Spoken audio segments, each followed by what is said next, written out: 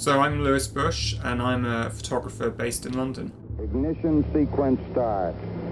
6, 5, 4, 3, 2, 1, 0. All engine running. My project Depravity's Rainbow, in a way, began really early in my life. Because growing up in London, I remember seeing all these places in streets where you'd have a row of houses and then you'd have a gap. But what I didn't realise at the time was a lot of those gaps were left over from one particular part of the war, which was this campaign of rocket attacks on London.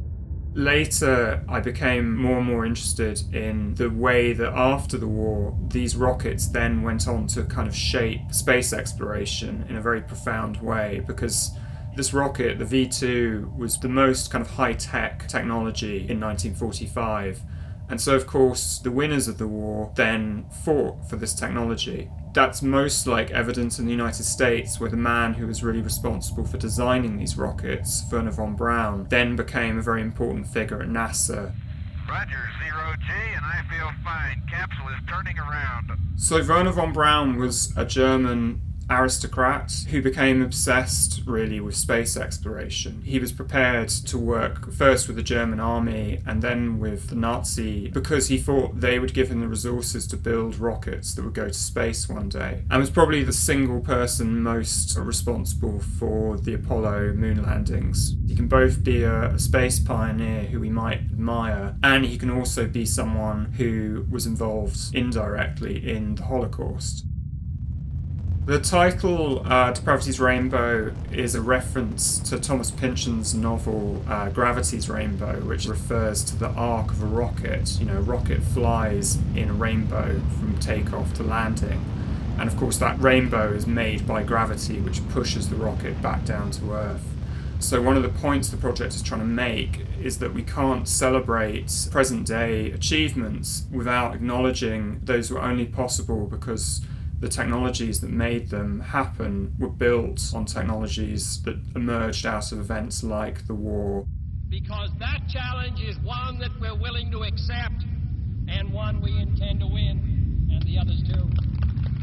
As we all know, I think the moon landings weren't about science, they were about politics, they were about competition. And so, in a way, the project became about exploring how politics and technology are very interlinked. So I kind of trace this history back from the Cold War, back to Nazi Germany, where again, they're often quite clear in the V2 project. That is a project that was very much influenced by politics and ideology. And then actually even earlier, the project traces it right back, in fact, to the colonial era and looks at the way that the kind of imperialist mentality also then shaped thinking about space exploration. You know, we're very, I think, conscious today about the language we use and the way we talk about colonialism and imperialism. But one of the very few areas where it's still okay to use a term like colonized is in space exploration, where people often talk about colonizing other planets as if that's not in any way problematic. There are two sets of archive imagery. One of those is imagery from the V2 project, so from about 1912 to 1945. So this is an image made during the development of the V2 rocket at Peenemünde in northern Germany. The Nazis were putting so many resources towards the V2 because they hoped that it would change the direction of the war. The technology in terms of things like electronics and guidance didn't really exist, so they were having to invent things. You know, they launched hundreds of these rockets, lots of them, the vast majority of them went wrong. And so this is kind of film showing a rocket just after launch that's obviously failed and is falling straight back to ground. That's one small step for man, one giant leap for mankind. Then the other archive is material from 1945 to about 1969 from the Apollo project, from the NASA. So this is a kind of very famous image, but it's also such a strange image to me because you have this flag, this very strong symbol, standing in this basically wasteland, and it poses that question, what was this all for? Most people in the field are quite doubtful about the scientific value of this. A lot of what we kind of could learn from landing on the moon, people already basically knew through other means. And the idea with those two archives is to create kind of visual connections and contrasts that help to draw out some of the ways that these projects were very linked.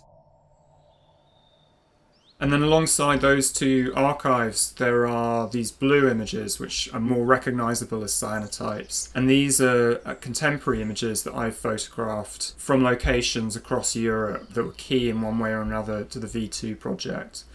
The first one is in France, in fact, and it's a huge underground bunker that was built by the Nazis. And the plan was that they would bring the parts to build the rockets by train. They'd put the rockets together and then they'd fire them continuously out at London.